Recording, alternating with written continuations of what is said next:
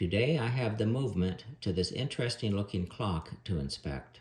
Customer said it had a 26-inch long pendulum, so only the movement was shipped. It looks like it has possibilities. It has quite some interesting details on it. It comes with a key, a loose gear, handmade minute hand and fastener nut, matching hour hand, and a cast iron chime block, complete with chime rods.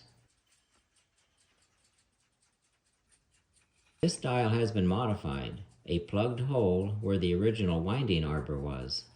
The Ashcroft Manufacturing Company was founded in 1852. They fabricated steam gauges, pressure indicators, and valve pressure gauges for steam engines. Looks to have been filled with lead or solder. Arrow showing direction of rotation for winding arbor.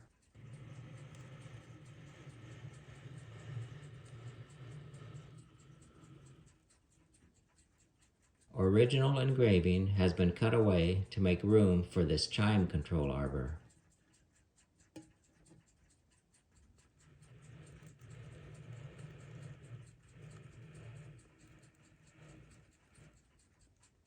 Another hole has been added here for this arbor.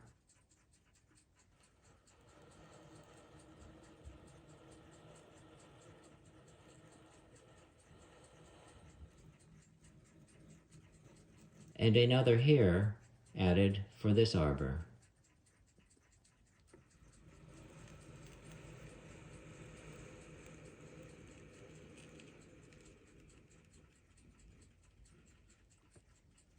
Original serial number engraved on the dial here has had a hole cut in it to add this fastener screw.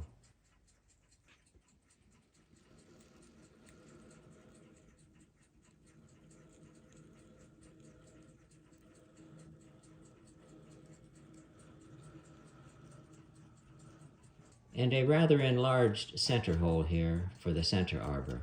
Let's take a look at the movement. Movement is a Sessions Model C with Westminster chimes. They were in production from approximately 1929 to about 1936. This one has been modified to accept a longer pendulum. Time side mainspring here looks like it released suddenly. It's jammed up against the inner back plate right here. The stress is causing the two pillars here to rack sideways. You can see how both pillars are bent to the same side. The whole rear plate is shifted to one side. This spring will need to be brought under control before the movement can be removed. Looking at the click, I found the source of the issue. The click spring is intact, but the click is not engaging with the ratchet wheel. It's stuck in thickened oil away from the ratchet wheel. I can see it from this angle, probably a combination of thick oil on the click pivot point and between it and the main wheel. I'll secure the mainspring with wire while winding it, just in case it decides to let loose again.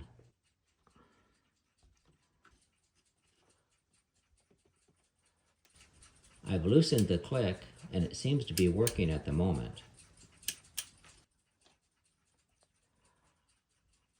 Got the mainspring wound to the point where it's not binding on the case anymore. Some modifications here. The aluminum backplate has been cut off here to make room for the Sessions movement. Looks like multiple cuts here to chunk out what was needed. Modified here to mount the bottom of the movement. Original movement mounts in the aluminum here. Lots of washers and shims used to mount the movement. Some type of tool marks in the brass here. On the top side, another discontinued movement mount here. They used the original mounting lugs on the Sessions movement here. Second wheel on the time side has been worked over. Lots of solder on the lantern pinion. For as much solder that was used, the trundles are still quite loose.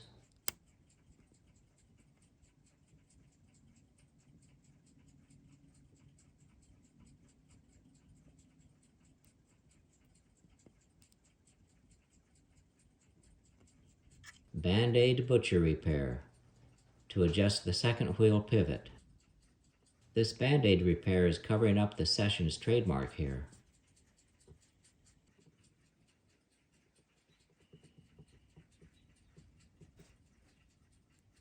Suspension mounting assembly has been rotated 90 degrees. It no longer functions to adjust the rate from the front. Its only purpose for now is to have something to mount the suspension spring to.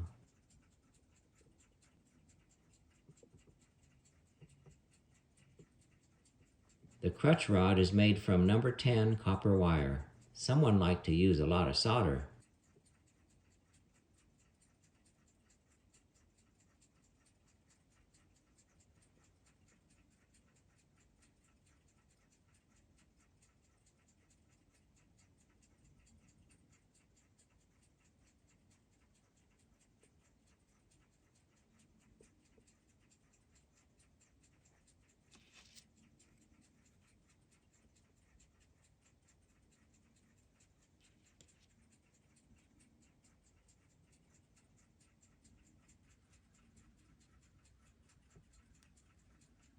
Time to remove the movement and take a closer look.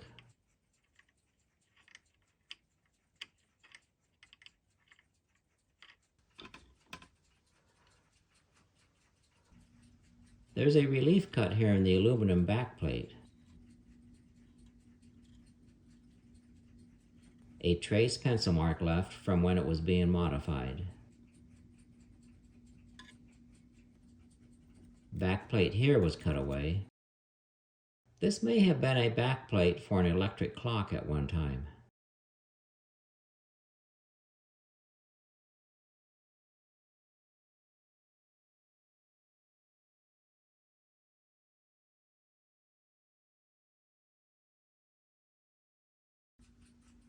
Front plate mounting bracket. Original was made from steel and had a different mounting hole configuration. Control lever here has been repaired in the past.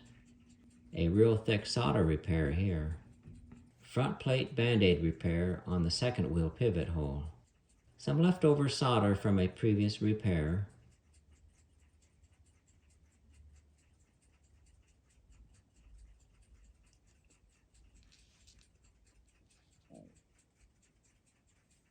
This added plate here was added to support a larger escape wheel and matching escape pallet assembly. Someone spent a considerable amount of time to do this conversion.